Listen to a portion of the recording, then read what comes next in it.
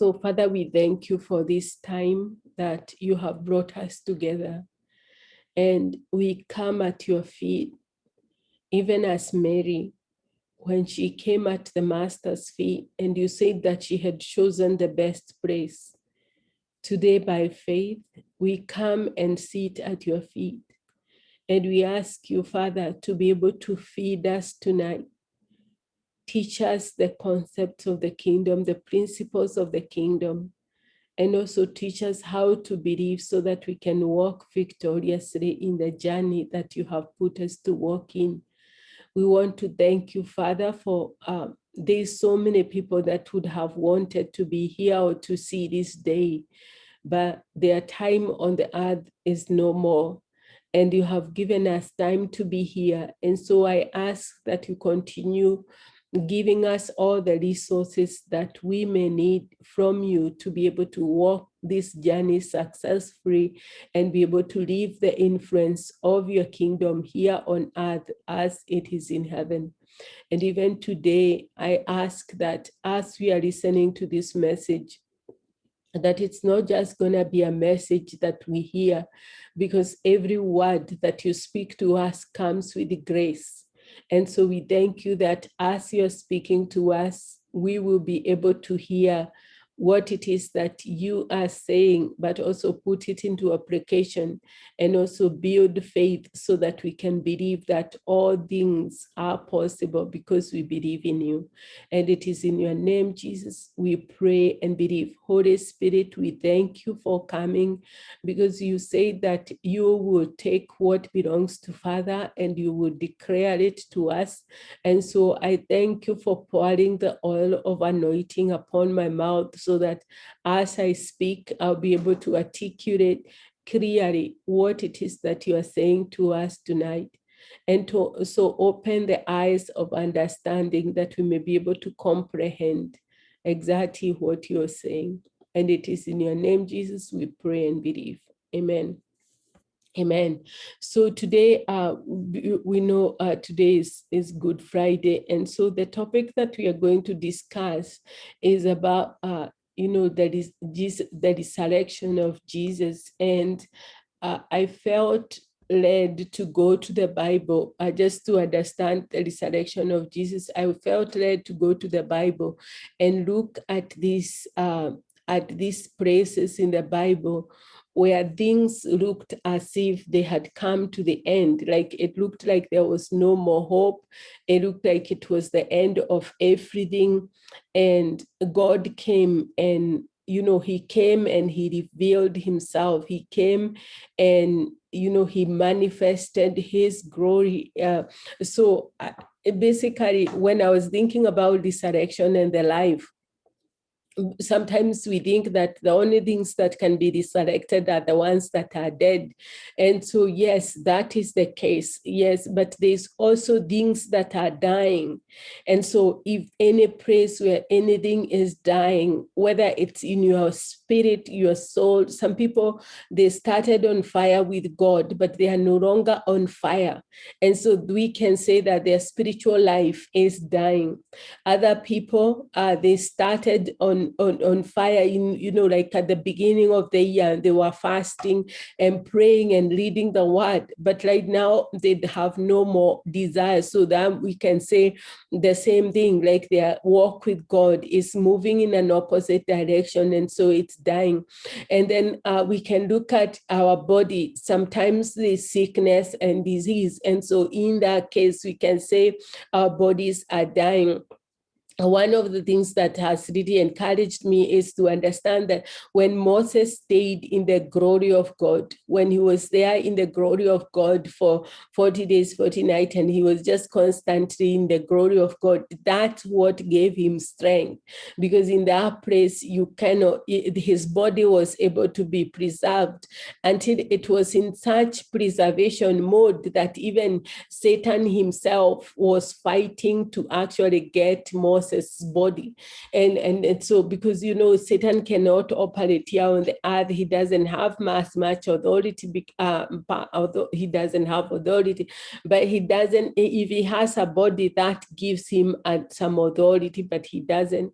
And so we know that in the book of Jude, it says that they competed for the body of Moses. That's because Moses stayed in the glory. But today I want you to look into that situation. It looks like it's hopeless.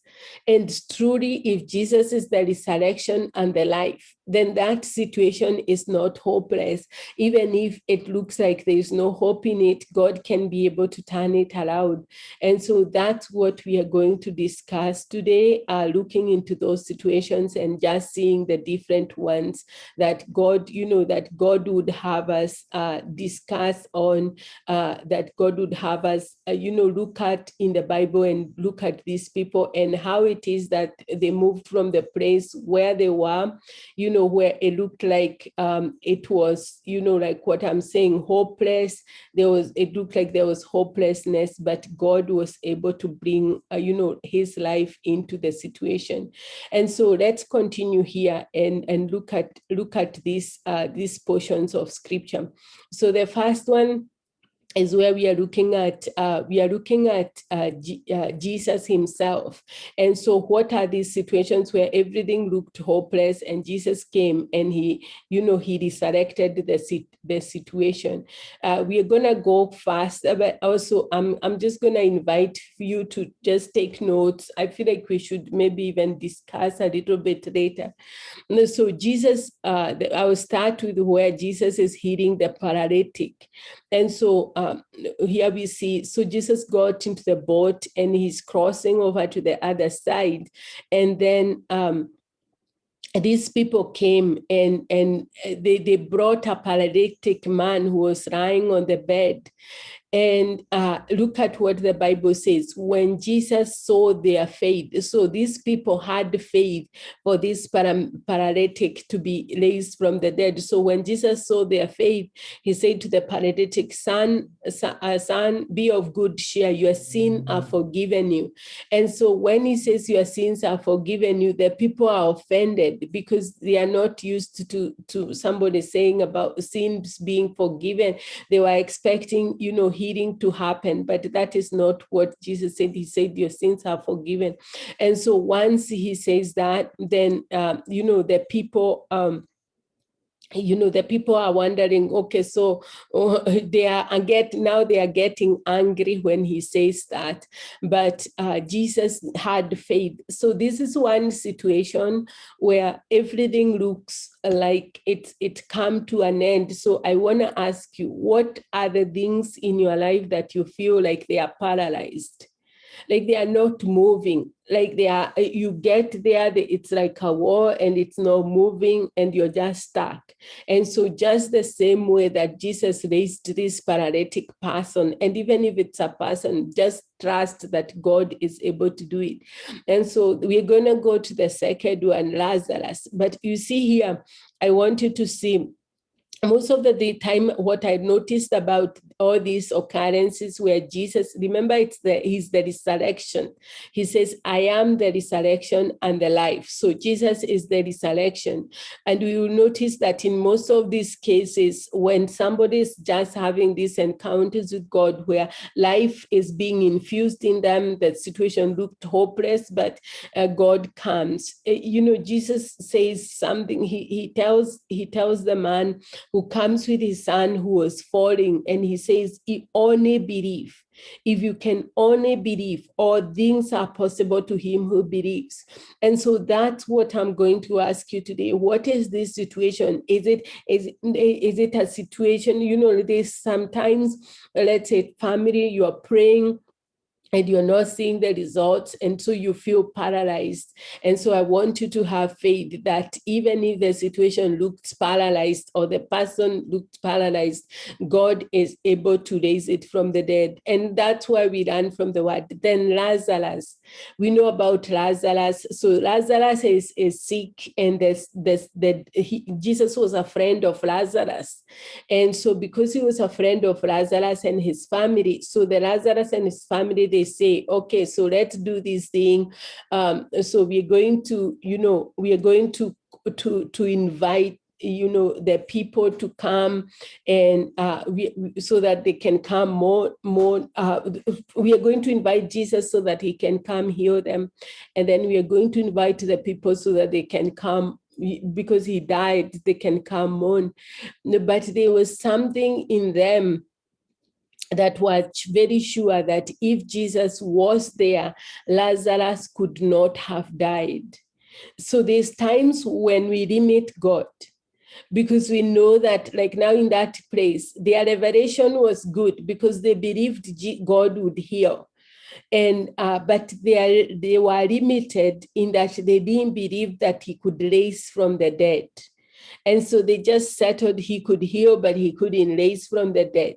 And so, and also, like if you studied, the history, you realize that they say that in the history that the Jews believed that somebody could be raised from the dead after 3 days. So by the 4th day, that's why Jesus had to stay until the 4th day, because if he had done it by the 3rd day, then they could have just settled that it is the normal occurrence. But by the 4th day, everybody is saying, okay, he's thinking this situation cannot turn around. I want you to meditate on that today, the resurrection and the life. He's infusing his life and he's resurrecting a situation. Even if the situation looks like it cannot, it's beyond, it's beyond turnaround, you just settle that with God, that it can still turn around. And so we see here that with Lazarus, so Jesus comes, and actually this is where Jesus uses that statement, in the book of John 25, this statement that we are using for our teaching today, where he says, Jesus said to her, I am the resurrection and the life, and he who believes in me, though he may die, he shall live. And so just settle that Jesus is the resurrection and the life. And so however it is, even if the situation has looked like you've prayed for years and years and years, and it's not turning around, Jesus is able to raise it, because we know that's what happened. And so look at what he's telling them. Did I not tell you, if you believe, you will see the glory of God? And so if we believe, we will be able to see the glory of God. And so all he's requiring for us is to believe. And so because they believed now, they took away the stone. And when they took away the stone, then Jesus called Lazarus. The Bible says that we are supposed to speak to the mountain. And so I want to encourage you today, what is this mountain that is standing between you and God? And I want to encourage you to speak to it. And you command that mountain to be removed, and you command the mountain to move, and you'll be able to see it move. He says, if you ask believing and without doubting, and you have just the faith of a mustard seed, the only thing is that most of the time our faith is contaminated. But I feel like in all these instances, there's a way that God is good. God wants to help us. There's a way that he's helping build faith. And so, and the Bible says here in verse 44, and he who had died came out, bowed, head and foot with grave clothes, and his face was lapped with a cloth. Jesus said to them, loose him and let him go. And so what is that situation? Start calling it back to life. However long it has looked like it will not happen. I feel like I hope faith is going to arise. Then we see Jesus again with the Jairus' daughter. And so in this place of the Jairus' daughter, so the ruler of the synagogue comes and he wants the daughter to be healed. And with the Jairus' daughter, we realize that the people, the same thing. There's a way that we limit God. We will be looking at some of these things. There's a way that we limit God. Sometimes we limit God by how we expect him to fulfill the situation. Sometimes we limit God by how much, like now in this case, like the case of Lazarus, we limit God by, or what we expect from him. Like we expect him to heal, we expect him to raise from the dead, but only on the third day. But after the third day, then we settle it's already gone beyond a point of no return. And so I want to encourage you that there's nothing that can be so gone with God that it can't come back, except now places where he said, if you don't forgive, you can't be forgiven, or if you blaspheme, then that means that blaspheme the Holy Spirit, then you can't be forgiven. So there's those places where there's nothing he can do because of actions. But I'm telling you, there's no, I want you to have, there's nothing that you have done that is so big that can hinder you from intimacy from God. We see somebody like Moses, that God is going to use. And Moses had killed someone. And so by that virtue of having committed murder, you would not have expected that is the man that God is going to invite to the places of intimacy. The deep intimacy that we read about in the Bible, that's him. The same thing, if we look at different other people in the Bible that God brought to places of intimacy. Look at Elijah. You would not think that Elijah is going to be caught up in a chariot, because when he had the encounter with God, when he was running away from Jezebel, and he was, went to this brook, and there was, where God was speaking to him. When in that encounter with God, God told him to anoint 3 people. Elisha, to anoint Elisha, to anoint and 2 more people. And he did not do that. He just anointed Elisha, but he didn't do the other 2. So you would have expected that God's grace is not gonna help. Like he how is it he being caught up by the chariot when he has disobeyed? But that is our God.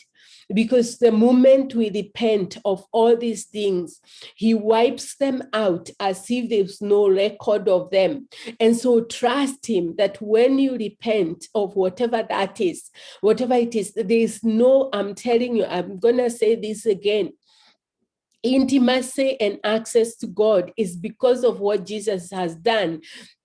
And so there is nothing that we can do that can actually hinder us from intimacy with him.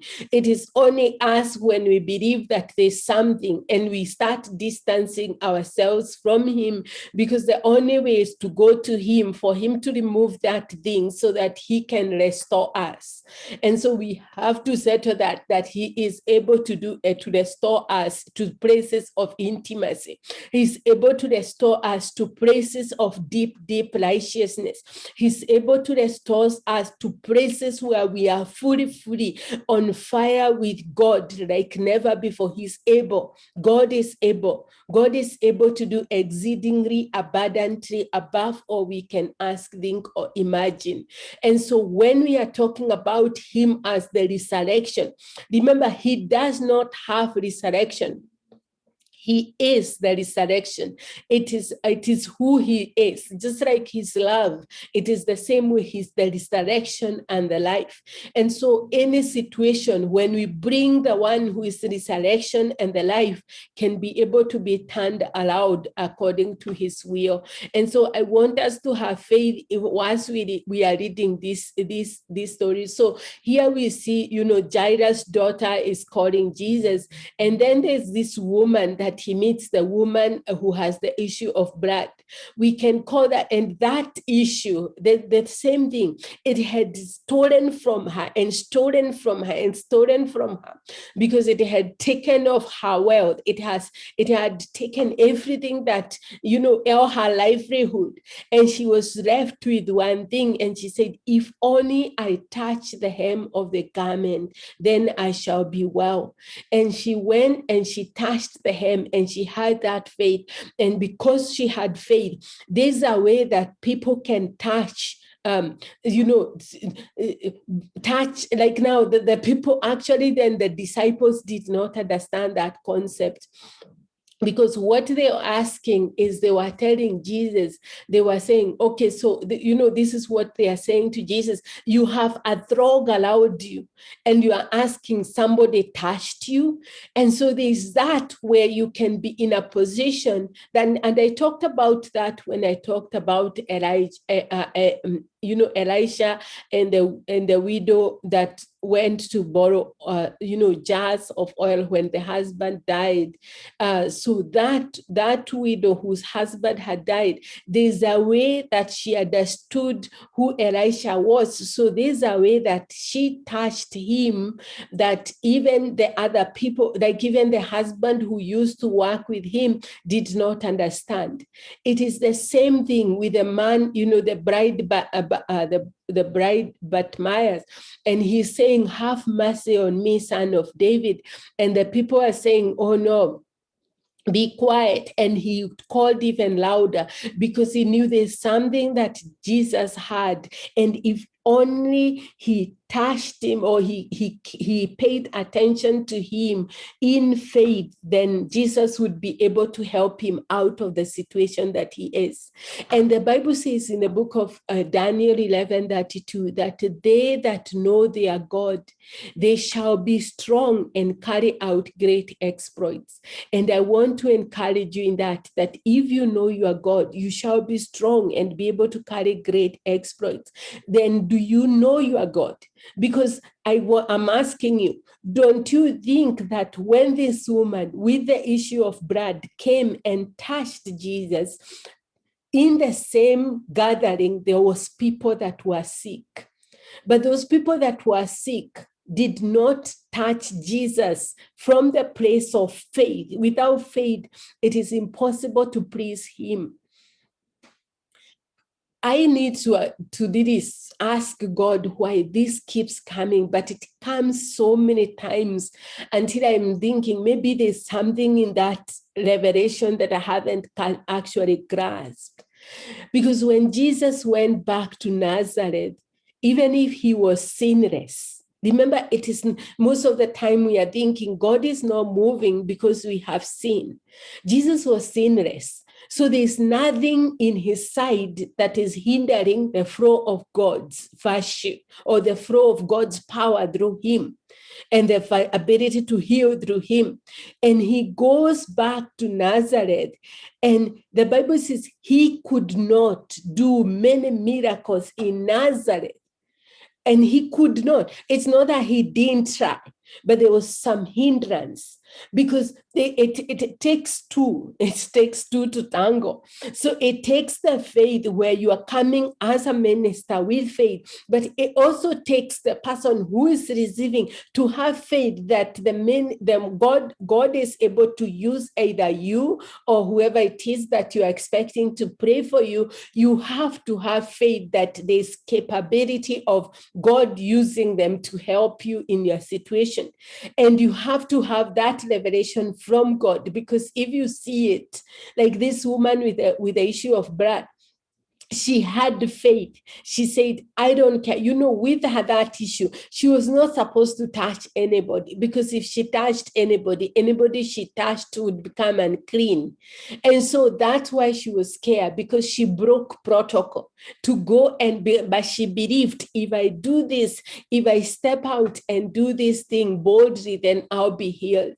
And so that's the same thing with that place where the people of Nazareth are caught up in who Jesus was. They fail to see who he has become.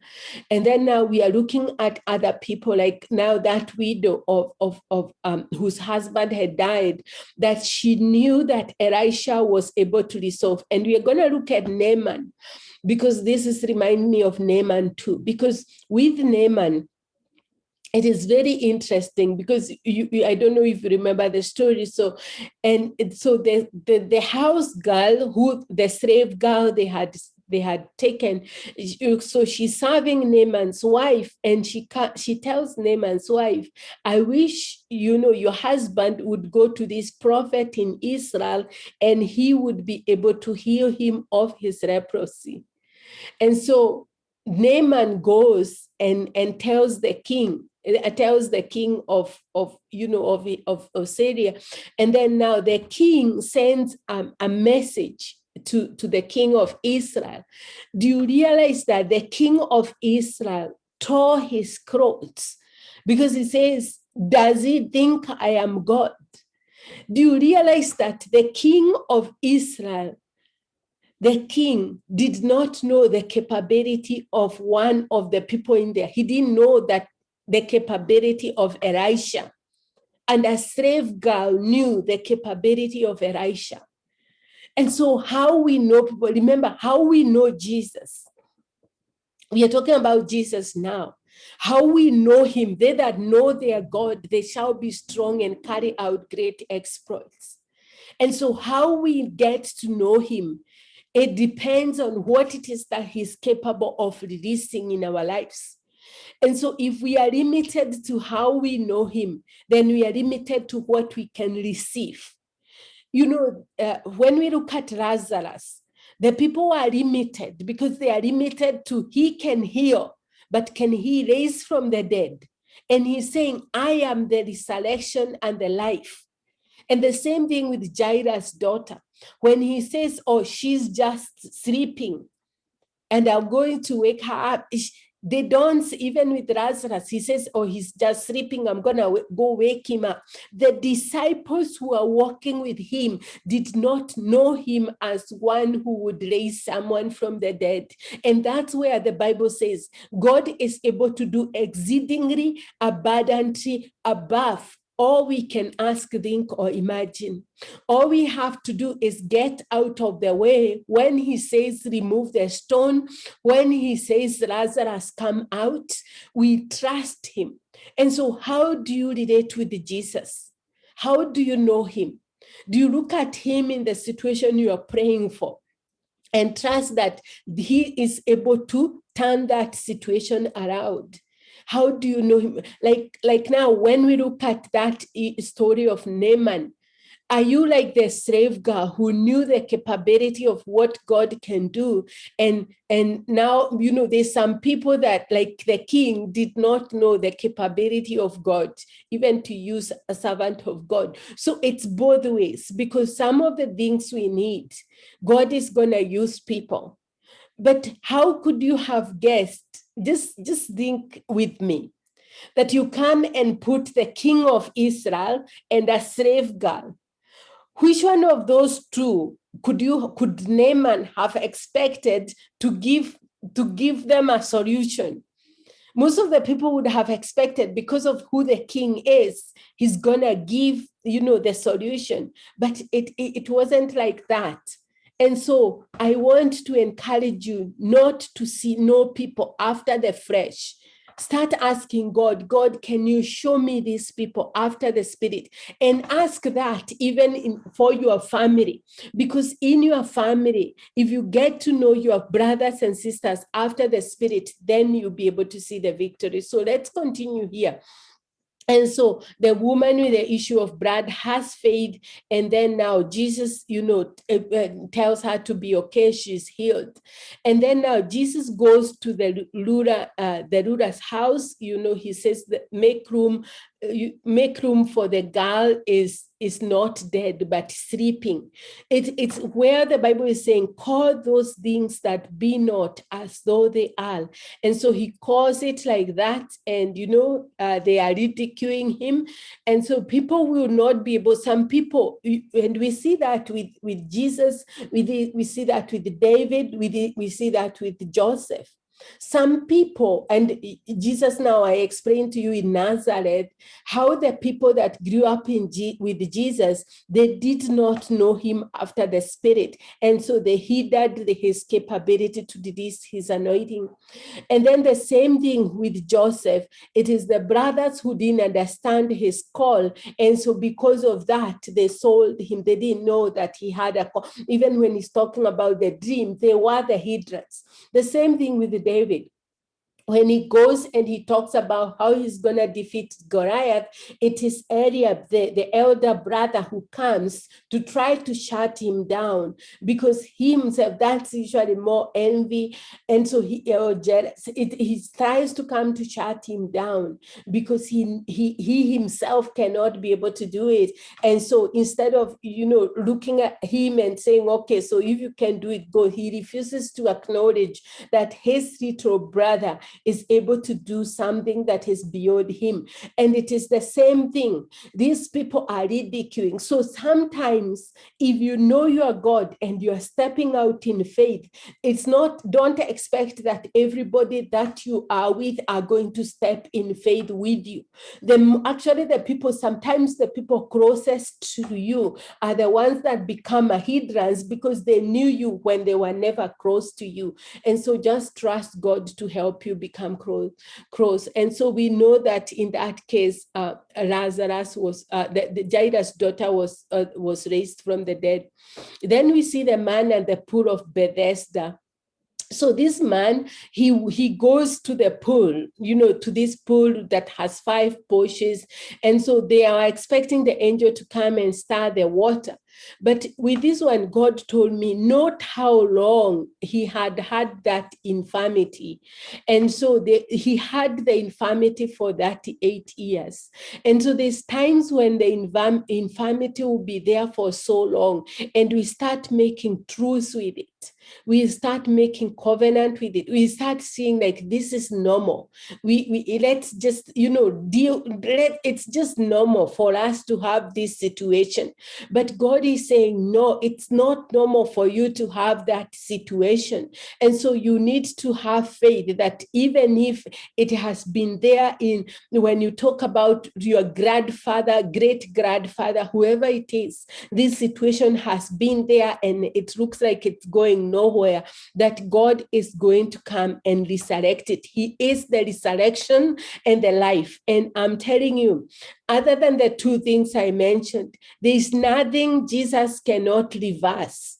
If we have faith and we believe he's able to do even beyond what we can ask, think, or even imagine, he's able to do beyond that. And so with this, with the man at the pool of Bethesda, look at what Jesus asked him. So I believe that this man already had hope deferred, because when Jesus asked him, do you want to be made well?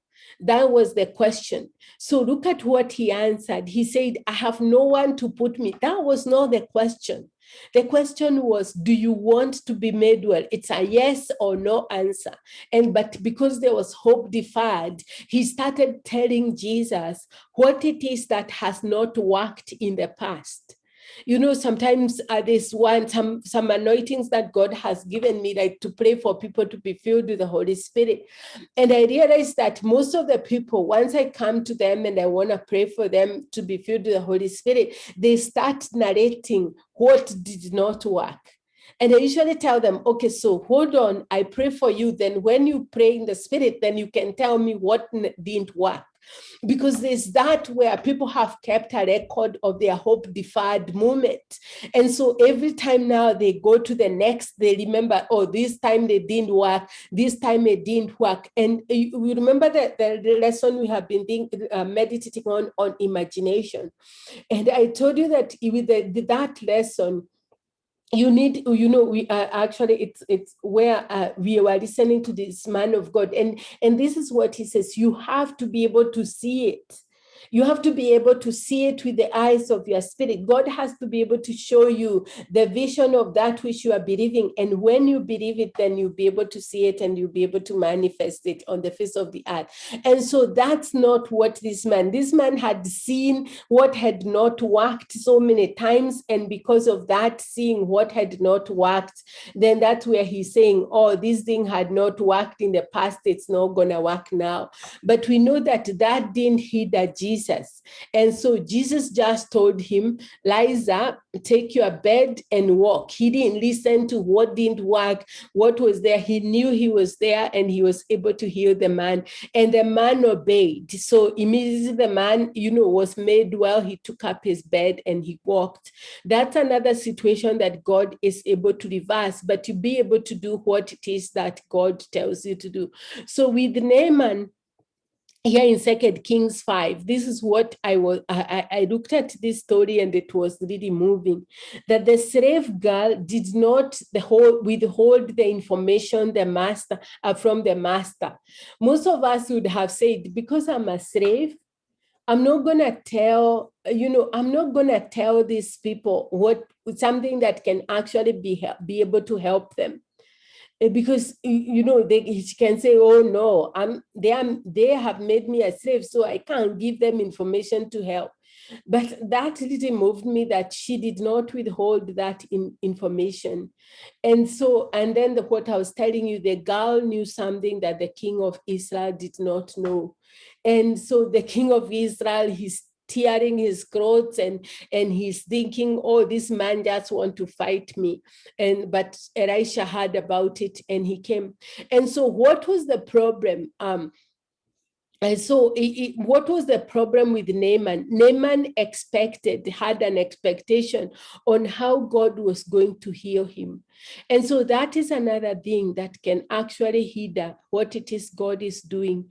Because sometimes we come with an expectation of this is how God is going to do it. Look at Naaman and see what he says.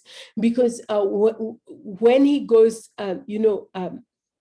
Naaman, he went with his horses and chariots. So he's actually coming in he's been sent by the king. So he has that thing, I'm coming in like a king with horses and chariots. And he stood at the door of Elisha's house.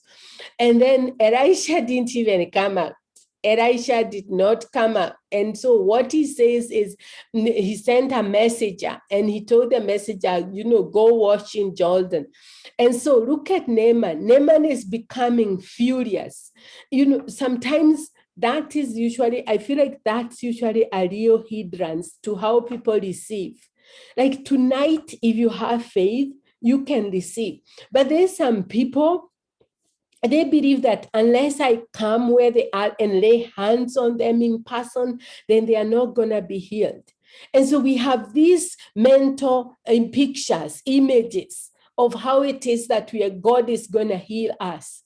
Sometimes sometimes it's like what I'm saying. You've been praying to God, and then he tells you to do something, or maybe go to someone to pray for you. And then now you are angry because you are saying, oh, God should heal me personally.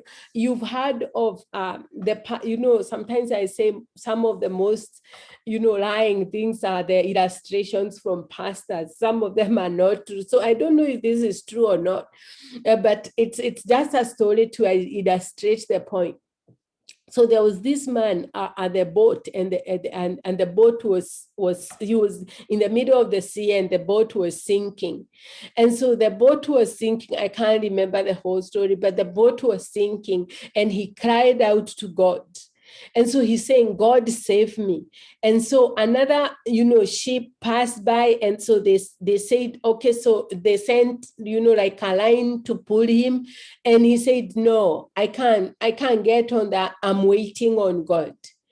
And so, and three things came. And so finally the man drowned. And so that's when he went to God and he was asking, why didn't you save me? And so there's this part where we are crying to God to help us. I realized that in all these encounters, it is very interesting in all these things that we are going to study today, I want you to look at them. There had to be somebody who took action. Either God himself sent a being from heaven, or a human being, but somebody, I don't know, I'm going to research that because it became so clear to me today, especially now when I looked at all the people. We are going to look at them, all the people that were barren. What happened to them? Every one of those people, either they had an encounter with the man of God, or they had an encounter with a being from heaven. And so there's this part where you are sitting there and you are praying, but you are not expecting that, like the king, you are not expecting that the people you know are actually the people that carry what it is that you have. And so most of the time you are praying and God is sending a person, but you are not, you're not doing anything. You're only praying. And so God is sending a person, but you are not being able to see that person could be the answer. And the way God does it, sometimes he won't tell you this person is the answer. The way God will tell you is do something. Like now with the Shunammite woman, God tells the Shunammite woman, she doesn't even know who Elisha is. I think that story really hits me mad, because she doesn't know who he is, but she decides to do something, to use her gift towards him. And because of that, God uses him to actually give her what it is that she needed, which is the son. And so there's these times how God will answer your prayers. We can sit there and laugh at Naaman, and we're asking what's wrong with him. But for you, maybe, have you considered that God actually answered your prayer? Because when you prayed, he connected you with someone, but you have been so limited at how you see that someone that you have not known that it is in that connection that you're going to receive what it is that you need. And so go back and look at your relationships and start asking, hey, God, could it be the slave girl who has the information that I need? And I have been ignoring her. So whatever she's told me, I assumed that is not very important. Do you realize that Naaman and the wife, they could have ignored what the slave girl said because she was just a slave girl, but they did not ignore that. And so what is this that could be a hindrance of what it is that so we are looking at some of the hindrances. So Naaman is so furious, and he went away and said, indeed, look at what he had said. He says, indeed, I said to myself, he will surely come out to me and stand and call on the name of the Lord and wave his hand over the place and heal me of leprosy. So this is what he had settled. So he's just I'm going to be healed like this. So that's what we are thinking. You are praying. Remember, I told you that in all the prayers that people pray, we can actually group them into groups. So you are praying for relationships, you are praying to advance, your destiny and your purpose, or advancement of your career. So most people are praying for finances and stuff like that. And some other people are praying for peace. Other people are praying for, to be able to, like, career, also to be able to step into your destiny. Other people are praying for blessings, like to be able to walk in the blessings of God, whatever that blessing is. And so these other people are praying to be able to connect into deeper intimacies with God. So they are praying for, light, to be in light standing with God. And so there's some of these things, breaking of curses in the generational bloodline so that you can walk in blessing. And so in some of those things that you are praying for, do you have, let's use finances. Do you have preconceived notion on how God is gonna come and resolve that issue?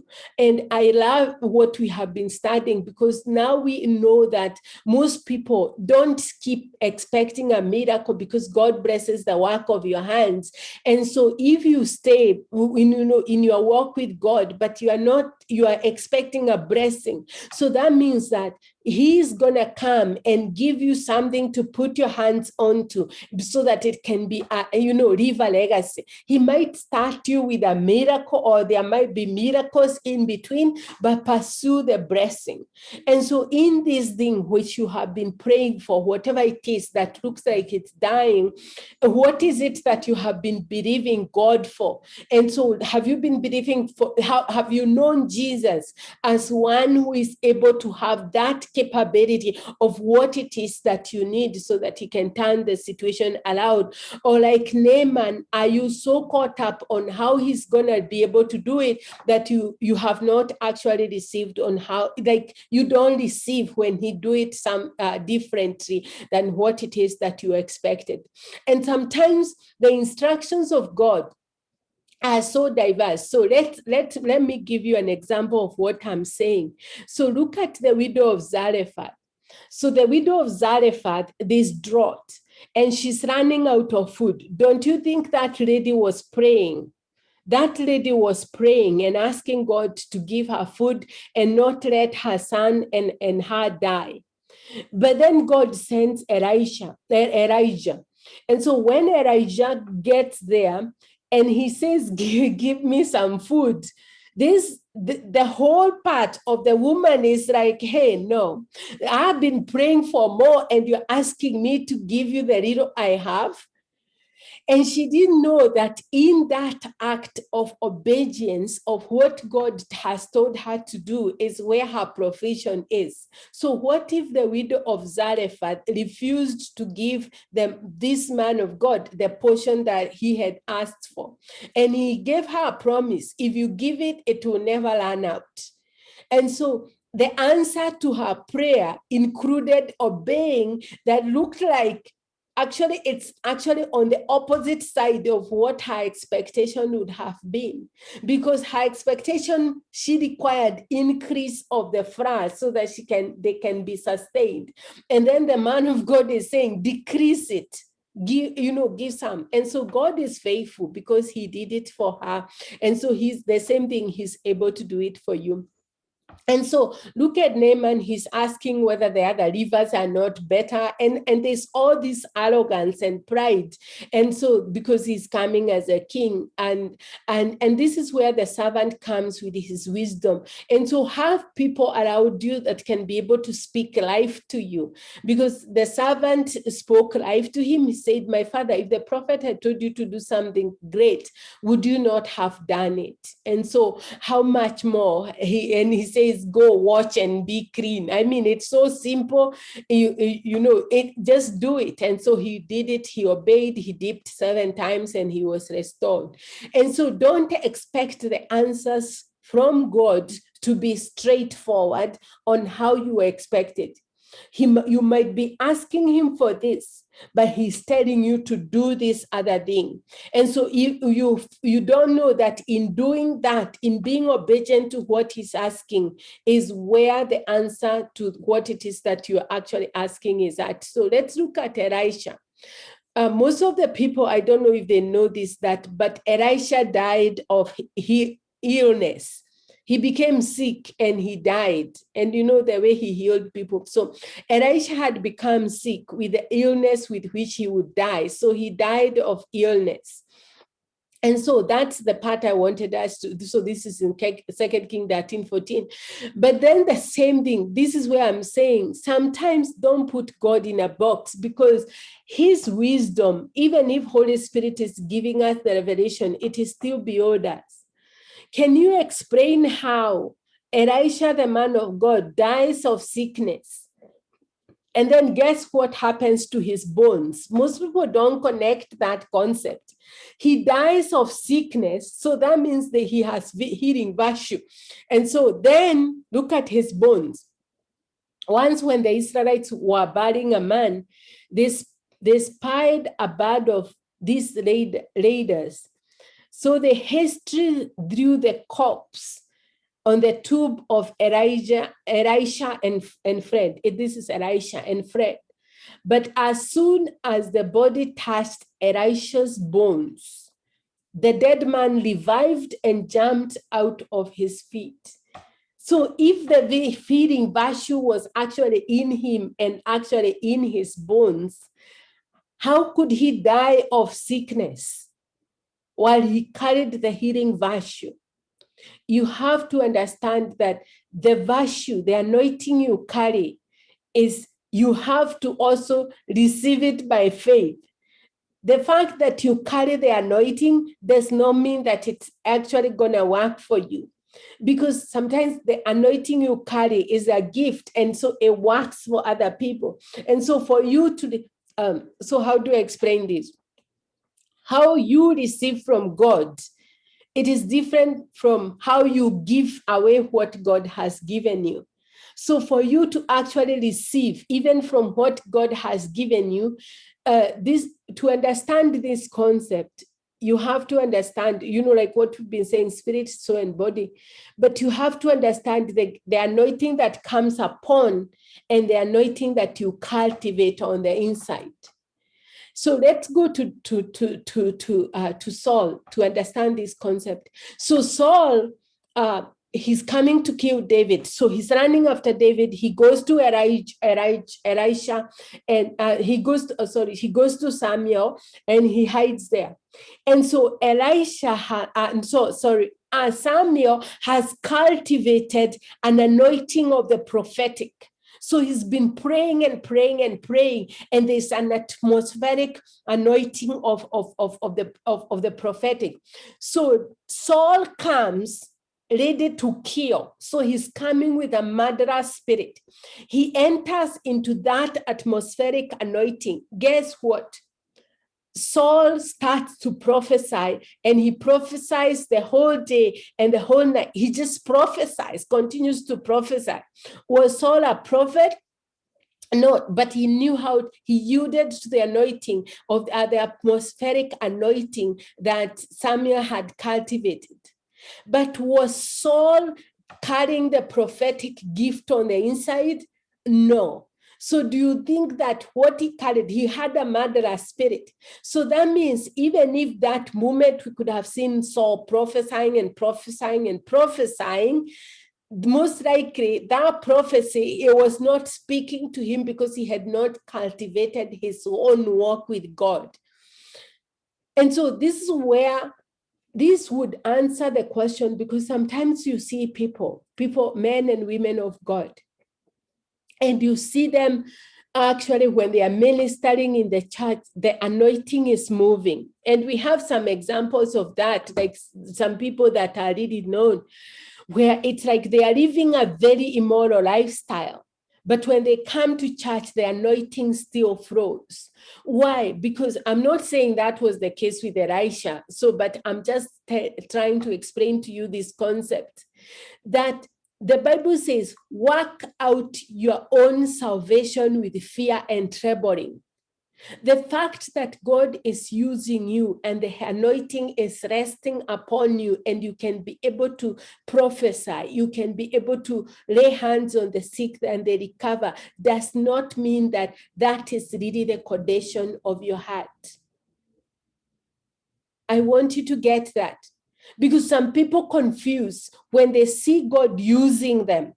They think now that's how the condition of their spirit. That's why Paul is so bold to say that he buffets his flesh. He buffets himself. He fasting and praying and staying in that place of abiding, because he's working out his own salvation. Because you can find people that are so mature on the inside, but they don't know how to yield to the anointing. So the anointing never really helps so many people, but they are mature. You can find other people like Saul who know how to yield to the anointing, but the inside, they are murderers. They have hatred. They have all these things. And so the anointing that comes upon to minister to other people, it is not automatic that it's going to minister to you unless you appropriate it by faith. The fact, and we've seen that with prophets, they can be able to prophesy to other people, but they are not able to prophesy into their own lives. And so they need to work out their own. It's first, like what Jesus said, when the Holy Spirit comes upon you, it's first Jerusalem, then Judea, then to the uttermost part of the earth. Take Jerusalem as yourself.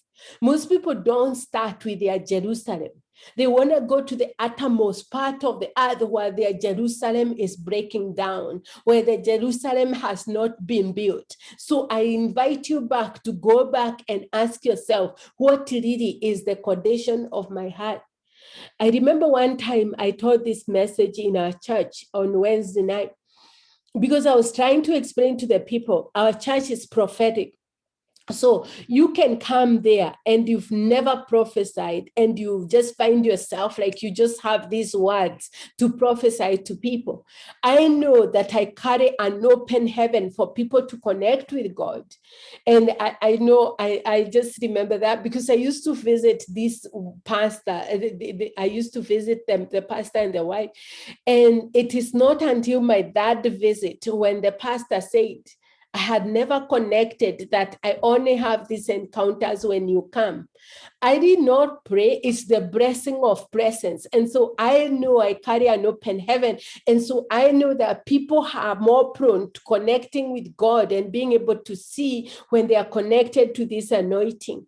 Does that mean that I'm seeing the same? No, I have to myself work out my own salvation. That's an anointing that rests upon me.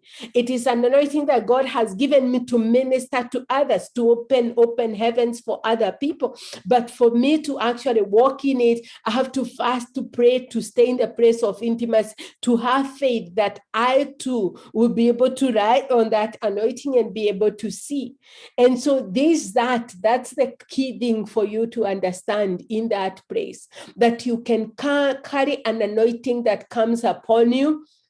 You can die with that anointing that people touch you and they are healed, while that anointing is not actually ministering to you because you have not actually appropriated it by faith. I'm not saying that the case for Elisha, but that would help explain to you how it is he could die of sickness while his bones carried the virtue to raise somebody from the dead. And so let's look at another person who is Dorcas. I don't know if we are going to go much more. So let's look at Dorcas. And so we know Dorcas in the New Testament in the book of Acts 9. And so Dorcas, she's also named Tabitha. And so she's, it's translated Dorcas. So Dorcas is named Tabitha. And so she's been helping people. She's been doing good works and charitable deeds. And so after that, she dies. She becomes sick and she dies. And when she dies, these people, they watch her up, the ladies, and they put her in the upper room.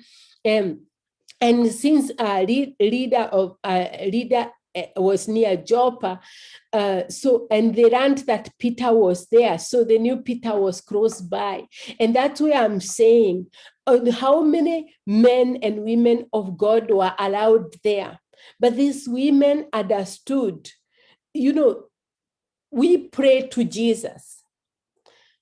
We talk to Jesus, we ask Jesus to help us. But we cannot forget that Jesus uses men. That's one of the things I'm getting in this concept. Whether it is to use the Jairus' daughter to give you information, whether it's to use, somebody else to give you an encouragement, God uses men. We do not worship men and look unto those men. Our eyes and our gaze should always be upon Jesus. Even when Jesus uses those men, we should always thank God because all he did was use them as vessels. And so there is that tendency for people to exalt the vessel and forget the one who was given the anointing on the vessel. And so today, don't forget, you pray to Jesus. And so once Jesus uses people, remember still, you thank Jesus. He chose to use someone of all the people, but also it looks like it's advantageous if you know what Jesus has put in some different people. It was advantageous for the slave girl to know the virtue of healing and the capability Elisha had. Because if she did not have that information, we couldn't be reading about Naaman. If that slave girl didn't, because if it was the king didn't know that this slave girl, it was expedient, it was good, it was vital for the woman whose husband died, the husband who was a prophet. It was expedient, it was important for her to know the capability of Elisha to be able to be used by God. She's not putting her hope in the man, Elisha. She's putting her hope in the virtue, the anointing. So it's honoring that anointing, recognizing it. It could have been important if the people of Nazareth acknowledged and knew who Jesus was, like the woman with the issue of blood. They knew it's God I'm praying to heal me, but he's using the Son of God right now. He's using Jesus. And so it's important to know who God has put, something God has put in someone, because sometimes that's where I'm saying you might be stuck right now because you have not stepped in faith to actually see other people as God sees them and to see what he has put inside of them. If you are limited, then that means it's limited on the virtue you can receive from them. I don't know why God is going here tonight, but I just want to encourage you with that tonight. Take time and know people after the Spirit. So these people, they understood Peter has something. God is using Peter in a way that we know we are limited. We are praying to God to raise Tabitha from the dead, but we know Peter has the virtue that is needed, so we're going to send for him. The same thing with the Shunammite woman. She knew that she was limited in, she was a businessman woman. So she knew she was not limited in her connection in the city. So if I needed connection in the city, I could have gone to the Shunammite woman. That was her gifting. But she knew she doesn't have the whole package. Some people have one package, other people, it's a house, and every joint supplies something for the house to be full. And so if you don't know what the joint supply, that means that on your end, you can be limited.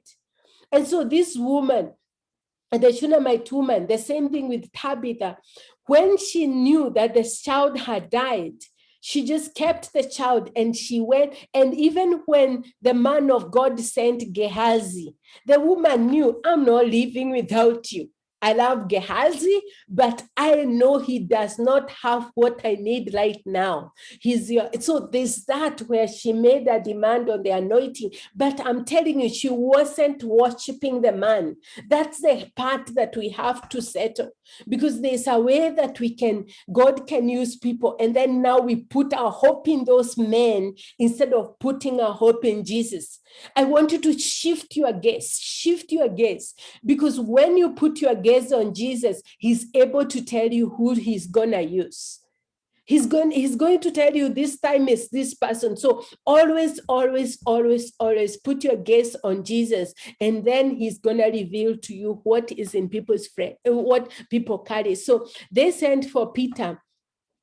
And so, and Peter came, then Peter arose and went with them, and they brought him to the upper room. And so the widows were weeping and crying and talking about what he has done. But look at this, the same thing that Jesus did with the Jairus' daughter, because there's some way that some people can come, they want you to help, but the way they are coming is actually going to diminish. Remember, there's that atmospheric anointing.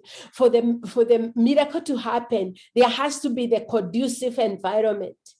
And so that means that, like Jairus' daughter, Jesus had to kick them out.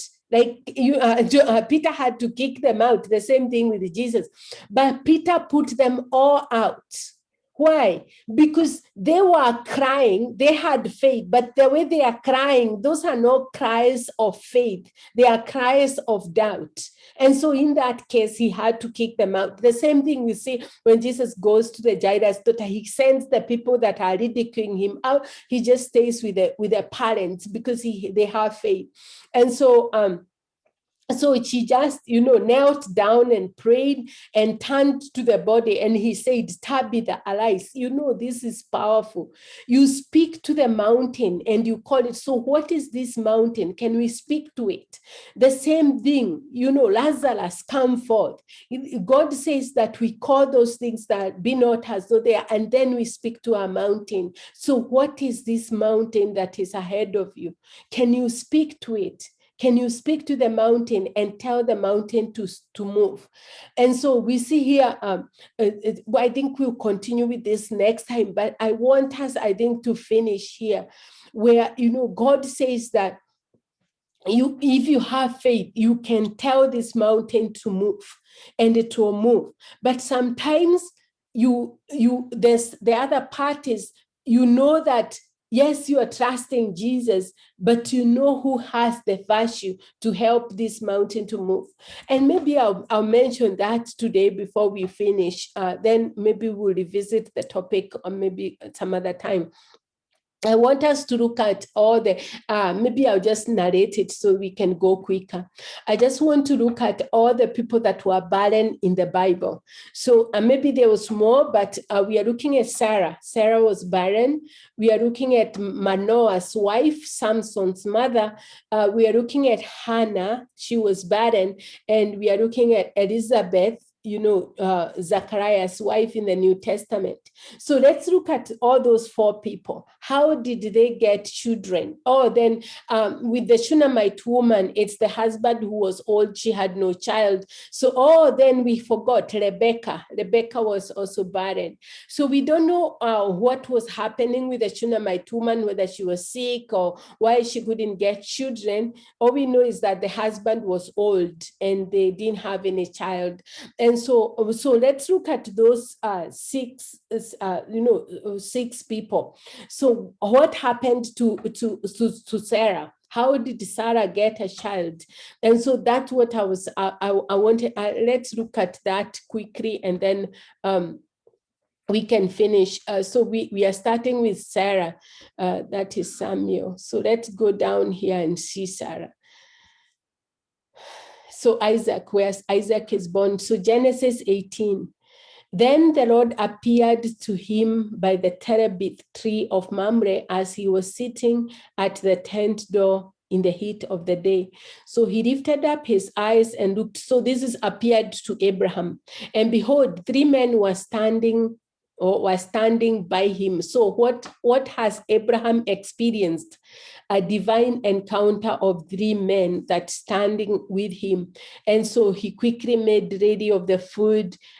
So this is what he said: I will certainly return to you according to the time of life. And behold, Sarah, your wife, shall have a son. So that is one case. So let's look at the Shunammite woman. This is Elisha. So Elisha, she's in Shunem. He's in Shunem. And so this is what he says: call the woman, and she stood before him. And so he's wondering what to do. And Gehazi said, actually, she has no son and her husband is old. So that's another situation right now. No son and the husband is old. I want you to see, for the Shunammite woman's situation to change, Elisha was involved. For Sarah's situation to change, there was a divine encounter. So let's go here and look at other situations. So let's look at the birth of Zachariah. So I don't know, I have never seen this pattern before. So then the angel of the Lord appeared to him standing on the right side of the altar of incense. And when Zachariah saw him, he was troubled and fear fell upon him. But the angel said to him, do not be afraid, Zacharias. So look at this angel talking to him. And he tells him, do not be afraid, Zacharias, for your prayer is heard. So for John to be born, an angel is sent to Zachariah. I want you to see this pattern. So Hannah, so let's go to Hannah. So Hannah is going she's there in the temple, she's praying, so she continued to pray in the Lord. So this is in the book of it's First Samuel 1 Samuel 1, so verse 12. And it happened as she continued to pray before the Lord that Eli washed her mouth. Now Hannah spoke in her heart only, her lips moved, but her voice was not heard. We know Eli thought she was drunk, and then she said she was not drunk. So she said she's a woman of sorrowful. Look at what happened. Then Eli said, "Go in peace, and the God of Israel grant your petition which you have asked of him." And she said, "Let your maidservant find favor in the sight of the Lord." So the woman went her way, ate, and her face was no longer sad. Can you imagine? All this time she's praying. All she needed was one word, just one word from the man of God. And after that one word, she believed, and she went, and she was sad no more. And then from there, we know she also had made a vow in her petition. So we see that for Samuel to be born, Eli had to be involved. So let's continue here and see for Samson. So this is Samson, the birth of Samson. So now there was a certain man in Zorah of the family of Danites, whose name was Manoah, and his wife was barren and no children. So that's Manoah. And the angel of the Lord appeared to the woman and said to her, "Indeed, now you are barren." So what happens? The angel of the Lord appeared to her and told her about the destiny of Samson. And so that's one of the things that I saw, that there's a pattern here, that when all these people are barren. We didn't talk about Rebecca. So if you look at Rebecca was barren. How did Rebecca stop being barren? It is Isaac who prayed for Rebecca after 20 years of being married, and that's how she stopped being barren.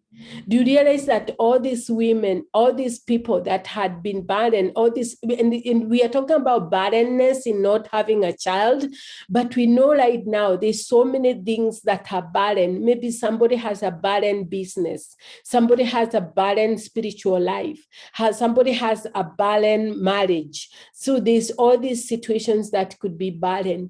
And I felt like it would be fair to ask God to send whoever it is, because it is after these divine encounters. What is his name? Abraham had been spoken to by God, and God had said, actually, we are looking at it in Genesis 12. It is where God is telling him, I'll give you a son. But it's not in Genesis 18, after he has had the visitation from God, that actually now he gets the child. It's the same thing. Gideon has a visitation from the angel of God, and then now that actually activates him. And so I feel like it wouldn't be unfair to ask God to have us encounter, whether it's knowing who Peter is. I want to use another example. You remember in the book of Joshua, after Joshua defeated Jericho, Joshua cast Jericho. And so once Joshua cast Jericho, he said that for it to be built, there has to be blood shed, basically, firstborn and another son by the gate. And so there was a crazy king who decided to rebuild Jericho. And so he actually did that. He killed his 2 children to actually fulfill what it is that Joshua had spoken. And so once he rebuilt, just the fact that he rebuilt Jericho did not become productive. And so it was barren. And that's a barrenness. That's what we are talking about, resurrection and the life. Don't limit resurrection and the life. So this is what I'm saying today. Don't limit resurrection and the life to only, resurrecting a human body or healing, or no, extend resurrection and life to include what you are putting your hands onto on Monday morning. You have a workplace that is looking like it's dead. Expect resurrection and the life to come there.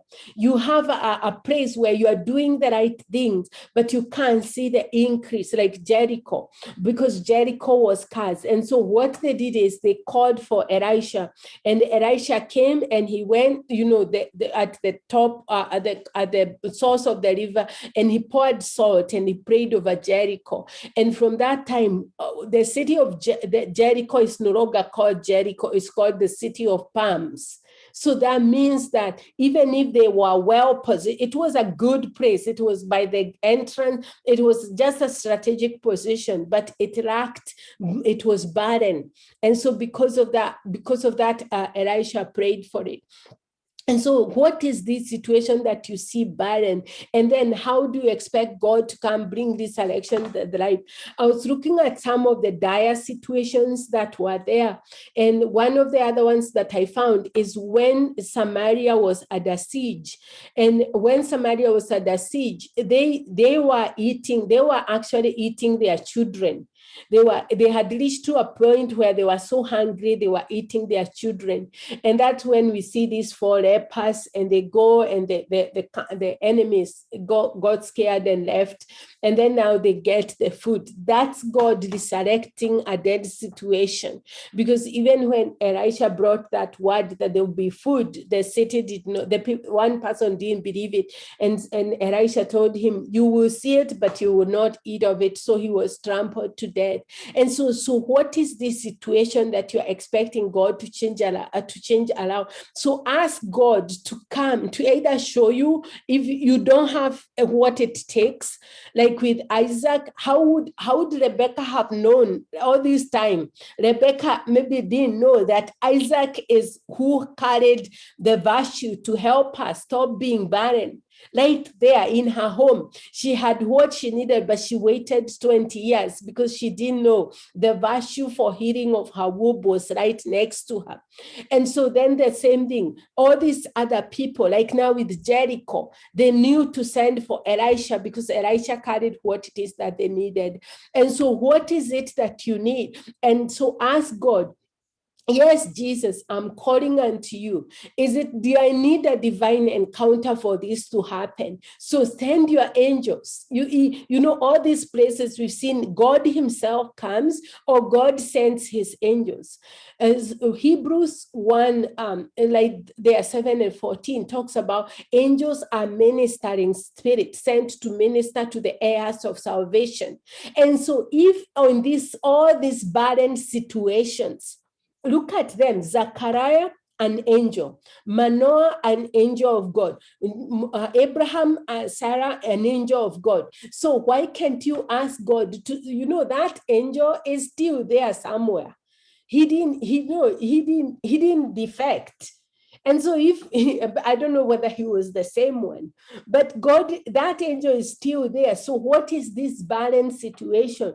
You can petition and tell God, send whoever it is I need, whether it's an angel from heaven to come and help me in this situation, because it looks like when your angels come, these situations are turning around. I had never noticed that. But the other part is where all these people, for them to change from being barren, either an angel is coming or someone else, a human being. Like what we are saying with Rebecca, it was Isaac. With the Shunammite woman, it was Elijah. With Hannah, it was Eli. And so who is it that carries that authority? Remember, these people, the reason why God, not everybody carries the same authority. I want you to understand this as we are coming to the cross. Not everybody carries the same authority in the spirit. Some people have more authority than others, and some people have authority in some areas than others. And so when you're asking God, it doesn't mean that you are less than, it just means that that person carries the authority to be able to turn that situation around. And so God can be able to use them. You see all these people that are coming to call for Peter. There were so many. So you would have expected that because there are so many, they are just able to turn the situation around. But that was not the case. And so trust God that he's going to use you, but also trust God that he's going to show you some people that have authority, that have gone before you in that area that Jesus can use. Or trust God that he's going to use a heavenly being, whether it's him coming, whether it's him sending an angel. Keep your options open. Or trust God that he's just going to send the word. Like in the case of Naaman, he sent the word. The case of the man who came for the servant who was sick, he said, just send the word. And so don't limit God on his capability, but also keep your options open on how he's able to do it. And so the last one I think I wanted to discuss was with Peter, where Peter is, with Paul, where Paul has been beaten. Let me just finish with this one, where Paul has been stoned and he's been beaten and he's been left in Iconium for dead. And so, let's read together. This is in Acts 14, 19 to 20. Then the Jews from Antioch and Iconium came there, and having persuaded the multitudes, they stoned Paul and dragged him out of the city, supposing him to be dead. So that's how much he had been beaten until these people were supposing that he's dead. However, when the disciples gathered around him, he rose up and went into the city. He rose up. So that means he got healed of all those sicknesses. And the next day he departed with Barnabas for Derbe. So most of the people don't see here. It's like Paul was in a critical condition. This is where he met the selection and the life, because he still had more assignment to be done. And so however God wants to heal you, whoever it is that he wants to heal or to use, this situation, who is it? Is it a being from heaven? Is it you just believing the word just as it is? What is it that God can do? And is it like you going like the woman with the issue of blood? Is it like Jesus coming and you are expecting like the man at the pool of Bethesda? You have set, mind you are set on, I'm gonna get in this pool. And then no, he comes and heals you in a way that you didn't expect. So don't limit him. Don't limit God with your expectation. Just expect that he's going to come and touch that situation and turn it around. And so let's go ahead and pray for any situation out there that needs the hand of God so that it can turn around. God, we thank you for this message today, where you have come and you have spoken to us. Today we are celebrating the Good Friday. And so we are celebrating your blood. We are celebrating your, soon we are celebrating you dying and you rising from the dead.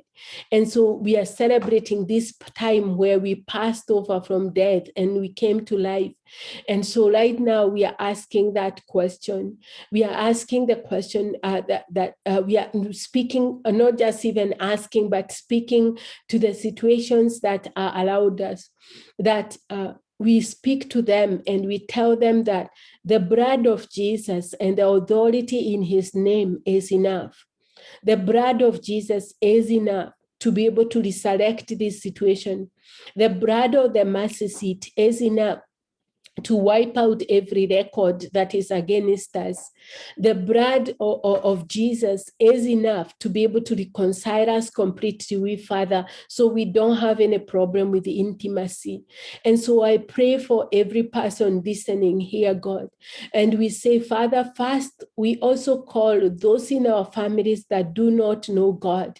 Because if Jesus, you are the resurrection and the life, they might look like gangsters right now. They might be ridiculing you and saying ill things about you. You are not bothered about that. because you can go beyond that which they are saying and be able to penetrate their wounded heart and be able to turn them back to you.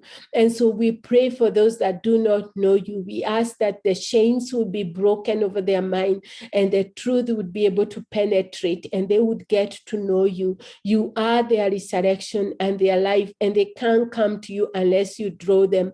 And so they can't come to you unless they hear the word. So send a preacher, send a book, whatever it is that heaven can do. And we also ask you to release as many angels that you can to be able to help us, to be able to bring souls into the kingdom of God. Father, I also pray for that place of intimacy, God, for those that know you. There's so many people that know you, but they feel separated, distant from you.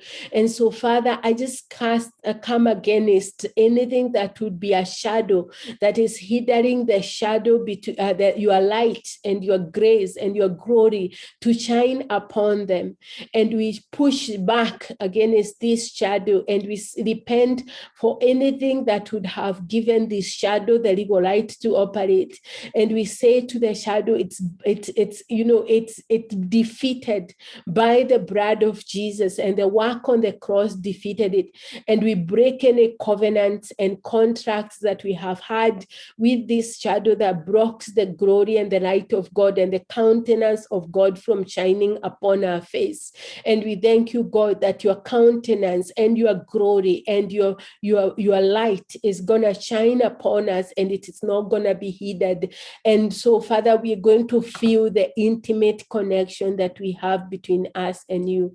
And so, Father, we also pray for those that are believing God for healing of their physical bodies. Jesus, you said in Acts 10, that you came to defeat the work of the enemy and to heal all those that were oppressed of the devil. And so, Jesus, we thank you for the power in the blood, that it pays for every ransom that would make these sicknesses and disease remain. And we thank you that that blood is enough and it has paid the ransom. And so we command everybody to be healed, every mind to be healed and restored, God, and made whole.